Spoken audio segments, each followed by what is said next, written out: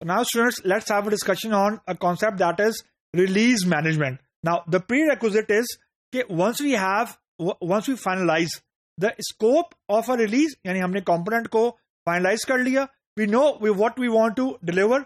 Now, all we need to is कि अब हमने release की deadlines भी निकाल ली, release को हमने scope भी final कर लिया, effort भी आ गई.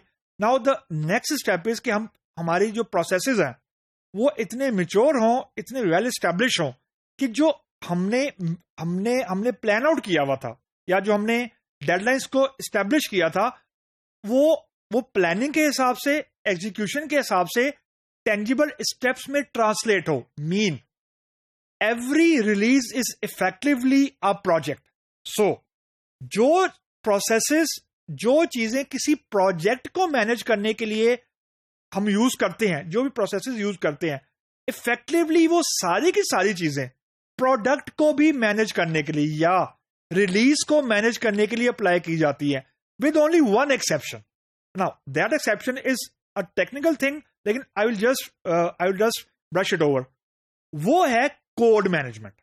क्योंकि जो प्रोजेक्ट होता है उसका कोड बेस एक होता है and it is once for a client. यानी एक प्रोजेक्ट डेवलप हुआ, आपने उसकी कोडिंग की, 2 लोग काम कर रहे थे, 3 लोग काम कर रहे थे, कोड बेस कॉमन है और वो कोड बेस आपने उसकी एग्जी फाइल बना के या डिप्लॉयमेंट करके आपने क्लाइंट को हैंड ओवर कर दिया. That is the easier case.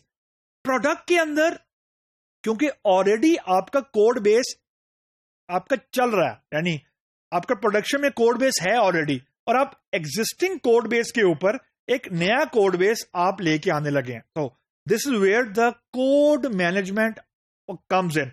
और code management actually also comes under the release management aspect. लेकिन वो टेक्निकल चीज है, I won't go into that कि वो कैसे करते हैं, बेस लाइनिंग क्या होती है and so on. Now release management is के जब आपने डेडलाइंस को एस्टेब्लिश कर लिया, आपने सबसे इंपॉर्टेंट चीज कि अपने जो क्लाइंट्स हैं उनसे आपने अप्रूवल लेनी है, नंबर 1.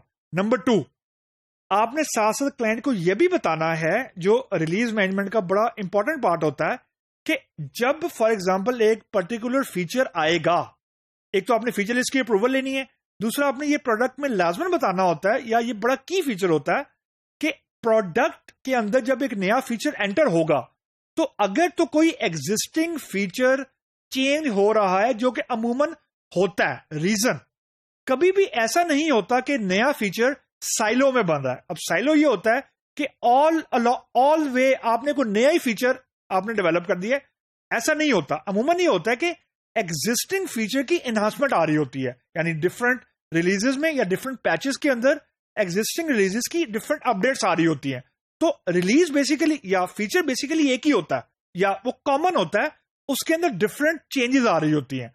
तो आपने ये शेयर करना क्लाइंट से, और now share and approval clients लेना इस चीज की बहुत जरूरी है कि अगर कुछ एनहांसमेंट से, यानी एग्जिस्टिंग फीचर की कुछ एनहांसमेंट से अगर कुछ बिहेवियर चेंज हो रहा है एक पर्टिकुलर फीचर का, तो now you need to tell it to the client. क्योंकि ऐसा नहीं होना चाहिए कि आपने कोई चीज इंप्लीमेंट कर दी और उसका जो बिहेवियर था वो क्लाइंट की एक्सपेक्टेशन, यानी वो ये एक्सपेक्ट नहीं कर रहा था कि एक particular feature out of the way behave करेगा. तो प्रोडक्ट के अंदर जब आपने रिलीज मैनेज करनी है, उसके अंदर स्कोप वाली चीजें तो आपने सारी करनी है. उसके अंदर आपने एग्जिस्टिंग फीचर अगर कोई ब्रेक हो रहा है और एक नए आने वाली फीचर की वजह से अगर एग्जिस्टिंग फीचर ब्रेक हो रहा है, तो वो आपको क्लाइंट को बता के आपको डेवलपमेंट स्टार्ट करनी होती है. Otherwise everything you do under release management it will actually fail. अगर क्लाइंट एक चीज को मान ही नहीं रहा तो it will fail at the end of the day. At the end of the day, चाहे आप रिलीज मैनेजमेंट कर लें, चाहे आप स्कोप आप बेसलाइन कर लें, technology has to support the feature. ऐसा नहीं होना चाहिए कि आप एक ऐसा फीचर बनाने लग पड़े हैं जिसकी वजह से already underlying feature roll back हो रहे हैं या उनका बिहेवियर खराब हो रहा है, और ये आपको टेक्निकल टीम के अलावा और कोई नहीं बता सकता.